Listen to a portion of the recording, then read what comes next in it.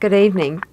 My guest tonight is Gloria Vanderbilt, and we will be discussing her retrospective exhibit, which is now on display at the Tennessee Fine Arts Center at Cheekwood here in Nashville. Later in the program, we'll be hearing from Renee Friedman, acting director of the Fine Arts Center, who has an interesting commentary on the Vanderbilt show. Gloria Vanderbilt Cooper was one of the honor guests at the Swan Ball last weekend, and I had a chance to talk with her in the gallery just after she had seen her Nashville exhibit for the first time. I asked her if the show covered and represented work she had been doing for several years. Well, it starts off actually with the first oil painting I did in 1934 when I was a child. And it represents really a lifetime's work selected from private collections. And I've just come in and seen it, and I'm really just undone. I don't know what to say. It is hung so beautifully. Dan Burton hung it, and it's, as most people know how difficult it is to hang a show, especially one as large as this. There are about 100 paintings, and I see paintings that I haven't seen in a long time. Some not even for 15 years, and I'm just undone. I don't know what to say. It's an extraordinary experience. It really gives one a sense of one's self as an artist and how one has progressed, and different phases of one's working life that you can really only see by seeing paintings that you've done a long time ago, because it relates to what you're doing in the present and to where you're going and where you want to go. And it's really just an extraordinary experience. I'm sure it would be, and I'm sure too that when you see these in different surroundings in each exhibit, you have a different impression each time. Well, yes, and especially the paintings and collages are not hung in sequence, which I hadn't expected. I thought, well, they'll probably be hung in sequence, and in that way one gets the progression and one can sort of show how one's work has developed. But Mr. Burton hung it so that they're not in sequence, and it works really so beautifully, and I find it just terribly moving to see how, even though paintings that I did, we'll say 15 years ago, are of course totally different than the ones that I'm working on now, and yet I see how they relate to the ones I'm doing now, and it just is a tremendous experience. What were some of your subjects of your early paintings? Well, the first one, which was done when I was a child, is of a little dancing girl, a ballerina, and I put it in the show because, oddly enough, I think it really has got the spirit of my paintings, which I think are full of joy and hope. And even the ones that there are two in this show. One is of Pakistan 1971 subject, which is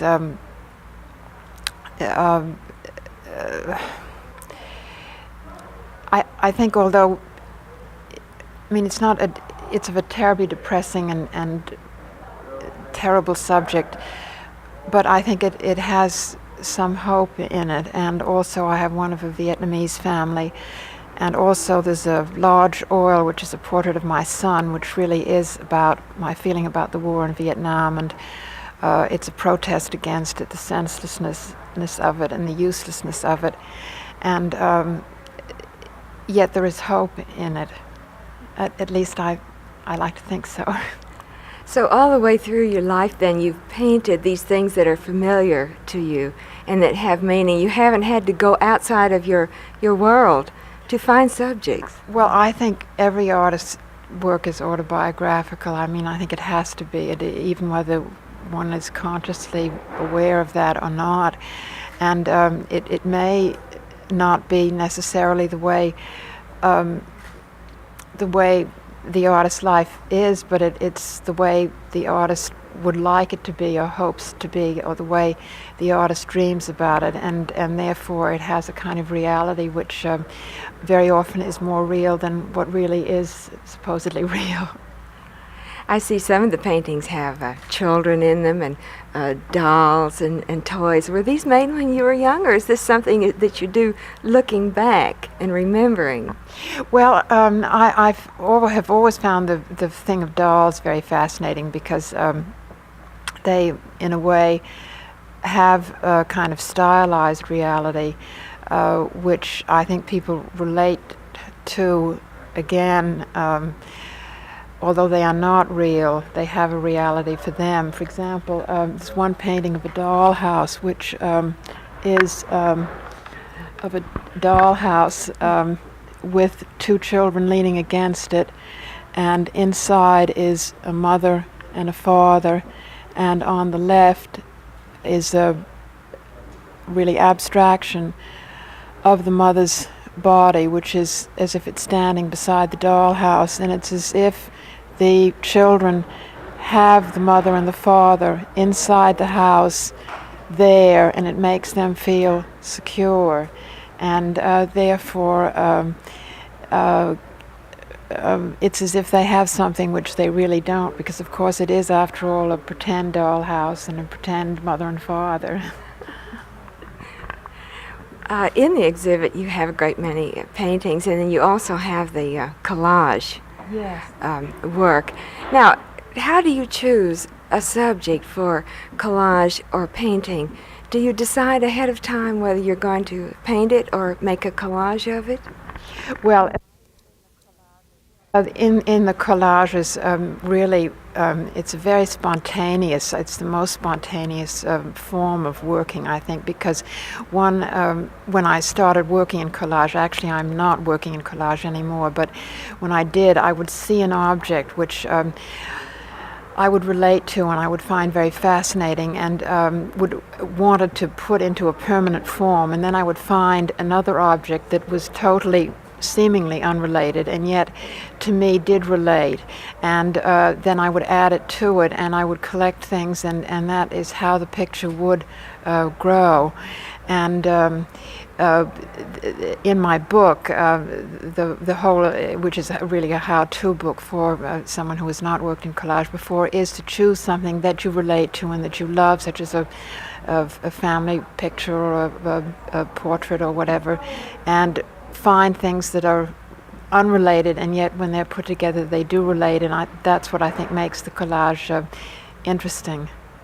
So then when you start a collage, you don't necessarily know what's going to go into it. You start with just one thing. Yes, and very often, I mean always actually, even in painting, one starts out with the original impulse and idea, and of course it all happens, it seems to happen up here in one's head, but it really happens in one's heart, and then it takes on a life of its own, and very often turns out very differently than you had thought it would, and I find that endlessly fascinating. Sounds to me like it would be fun too. Yes.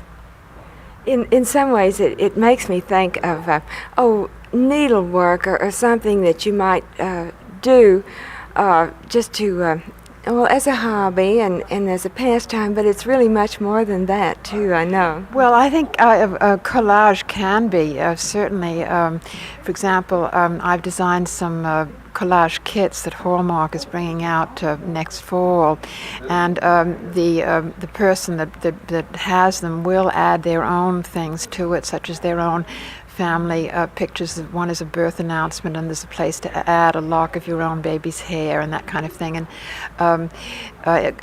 collage is, of course, a much more I mean, actually, it looks very easy. It's I find it fascinating because it really is like making a puzzle. You can juxtapose objects around, and it's the choice of where to put the object, and which of course is a totally different process from painting, which is just a whole other thing. I do think that collage can bring a great, joy to people who do needlepoint and who are interested in a hobby, you know. I think that is true, yes.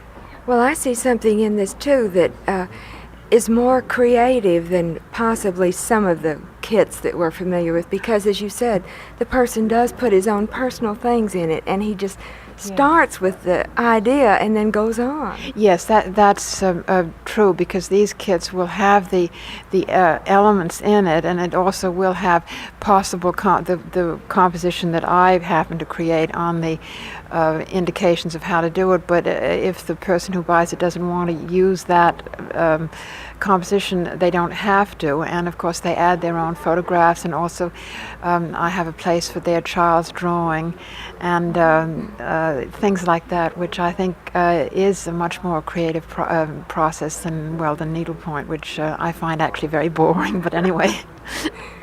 You seem to have such a deep feeling for people and their families, like you said about the child's drawing and all. And I know that that's a reflection of your own family. Well, yes, it is, and I think it's also really because as a child I really didn't have a family. My father died shortly after I was born, and I was very shortly afterwards separated from my mother, and actually didn't see her until a few years before she died. And so I've always had one always has a great sense of loss, I think, because of that. And so in one's fantasy, one puts it into one's work, and fortunately now I have a beautiful family of my own, and it all connects together. And too, possibly, without having that previous experience, maybe you wouldn't be doing all of this. You'll never know, of course, but I do know. I think it's true. I think that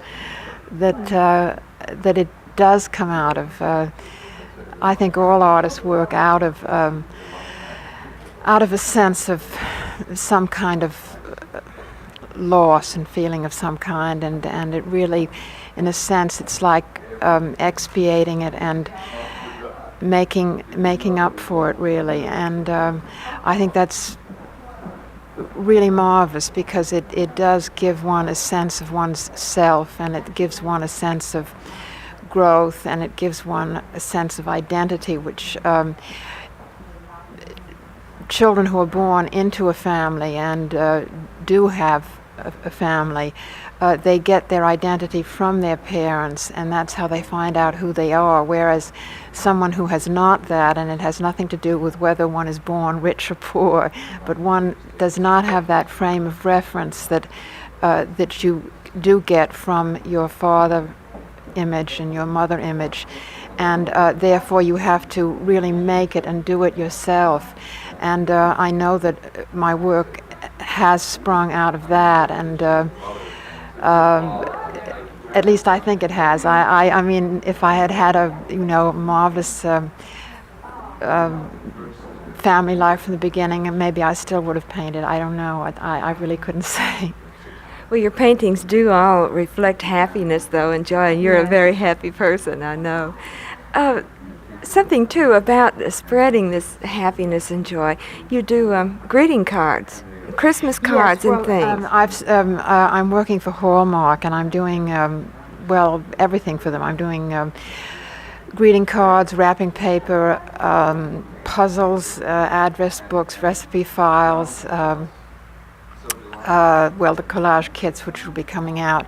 And I must say I find it enormously rewarding to feel that it's a form of communication that people that maybe I'll never see will have a part of me in something that I did, and that they will enjoy, and it really gives me great satisfaction.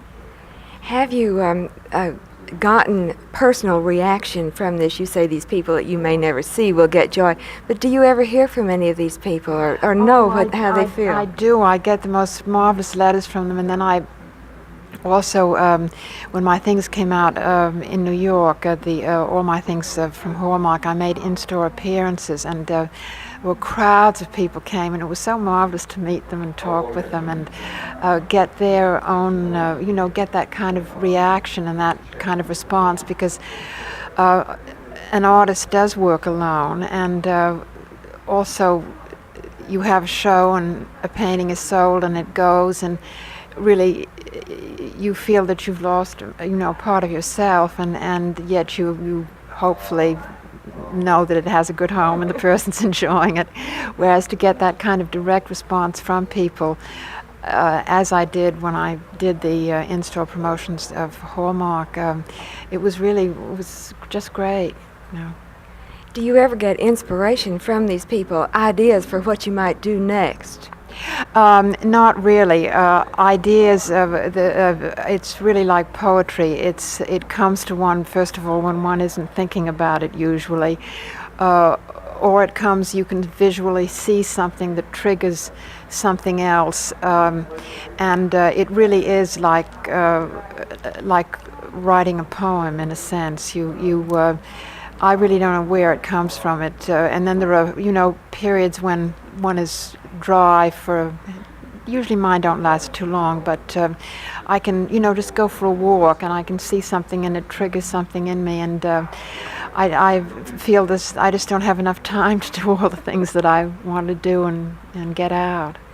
I know you're a poet too, and when you get these ideas, do you have to write them down quickly before they do escape you? Yes, I think you do, and I think very often I write them down and then rework them usually, but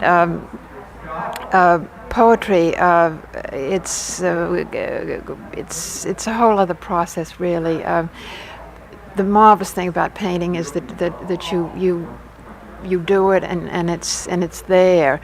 A poem really doesn't exist unless, it's in a book somewhere, and you hope somebody is reading it sometime and that it does reach something in them and trigger something in them. But there is something, I think, about painting that is really is so satisfying to an artist. Do you still write poetry? Yes, I do, but just for myself, really. I don't. I don't want to publish it. You were saying about the collages that you don't do this so much anymore. But do you feel? I know I feel this way about some of the things I do.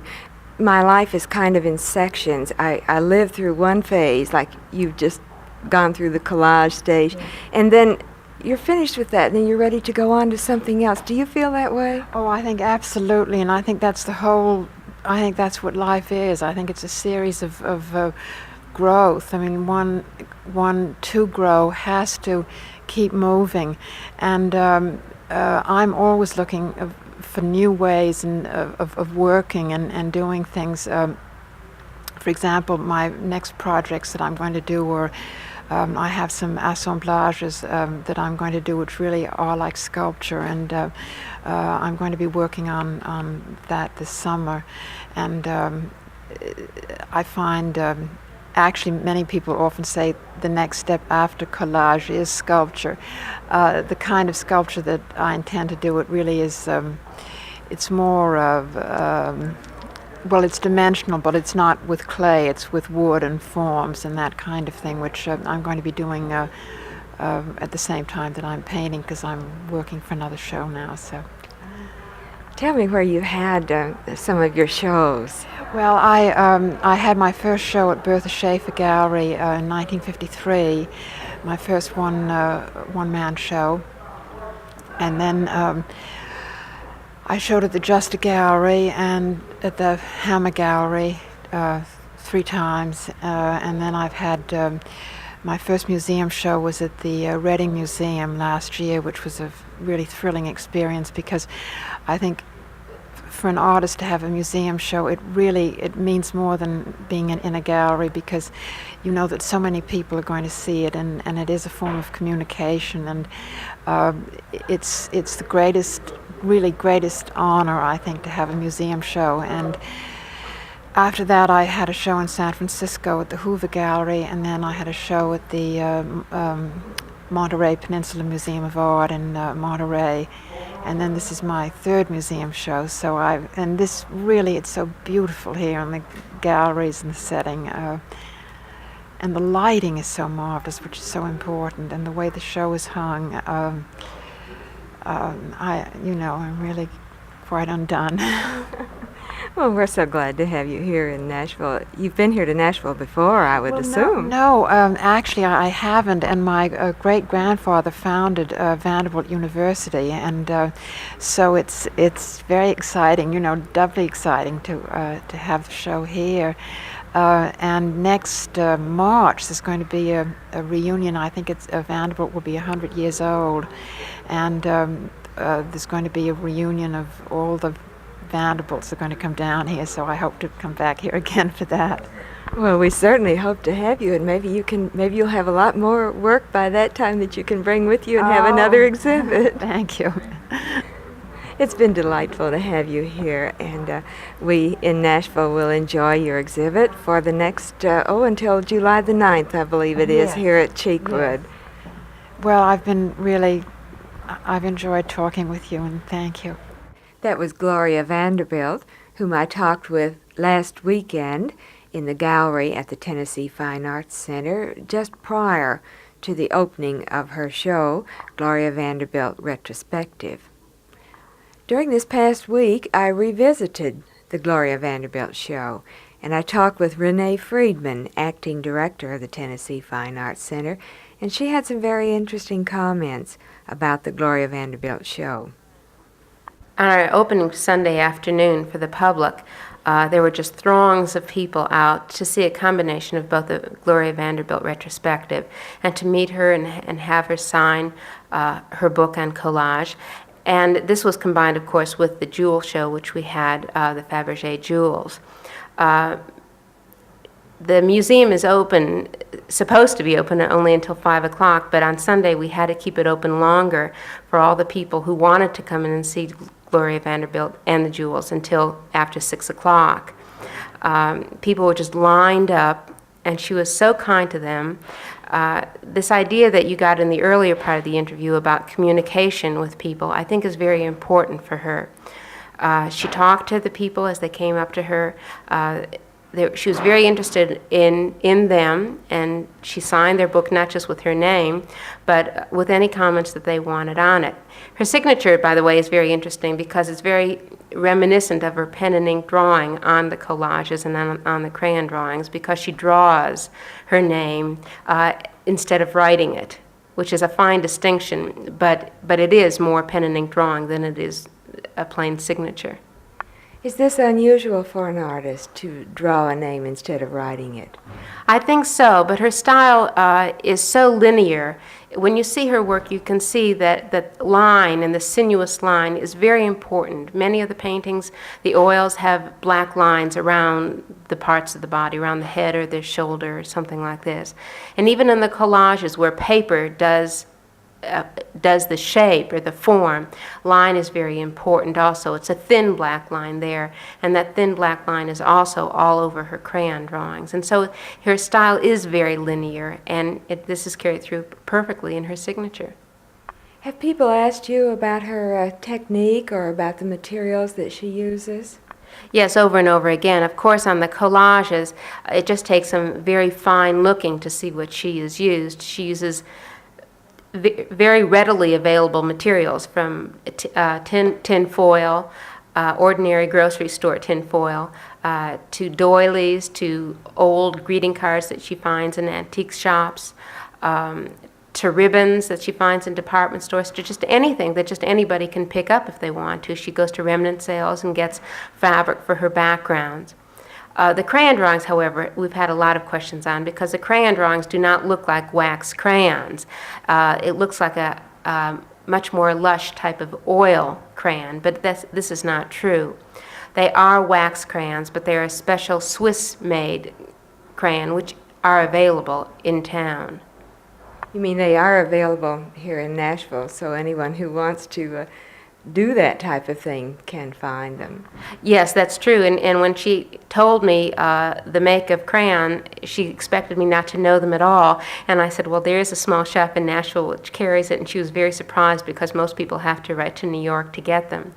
And the paper she uses is not just a plain paper, it's a clay-covered paper, which is readily available here in Nashville. You just ask for clay-covered paper. Since the opening on Sunday, I suppose a lot of people have been here. Do you recall any particular comments that something maybe you wouldn't hear from another exhibit, at another exhibit? Well, I think the fact that Gloria Vanderbilt is Gloria Vanderbilt is sometimes a detriment. I think people can't come up to the gallery expecting to see something inferior in terms of art. And I think they're very surprised when they come into the gallery because it's a very exciting show. It's very decorative. It's very good art. It's just, the crayon drawings especially are just very fine, and I think people are very surprised when they come in. I think many people may come to laugh, and they find themselves being absolutely entranced with what they see. I guess this is one of the largest shows you've ever had here at the Tennessee Fine Arts Center. Well, it is. There are 106 paintings, crayons, and collages here. They range, as she said, from an early 1934 painting to present 1972 things. And they certainly show the change, especially in the oils. They show a great change in style from the early to the present day ones.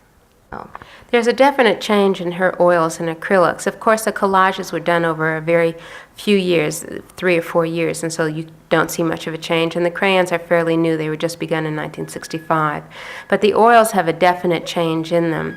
In the 1950s, she is a self-taught artist, and so in the 1950s you get a very rough technique, and the figures are very hazy and do not come out very clearly.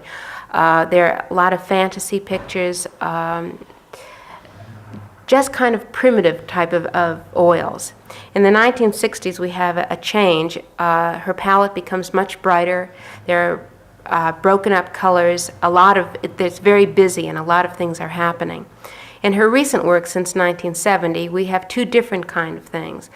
One type of art is like an extension of her collage work. It's like she's saying, these are my collages, now let's see if I can do the same technique, purely design in oil. And that's one type. Another type is where she's using very big, broad areas of color. And this you can see in 2 self-portraits of herself and 2 portraits of her son Stan, which she mentioned earlier. But they are done in a much more expressive technique with use of big black lines, which is very different than her earlier work. That was Renee Friedman, acting director of the Tennessee Fine Arts Center at Cheekwood, as she discussed the Gloria Vanderbilt show, which may now be seen in the gallery at Cheekwood. Earlier on the program, Gloria Vanderbilt herself discussed her work. And 2 weeks from tonight, I'll be talking with playwright Wyatt Cooper, who is Gloria Vanderbilt Cooper's husband. This is Lynn Folk on Gallery of the Arts.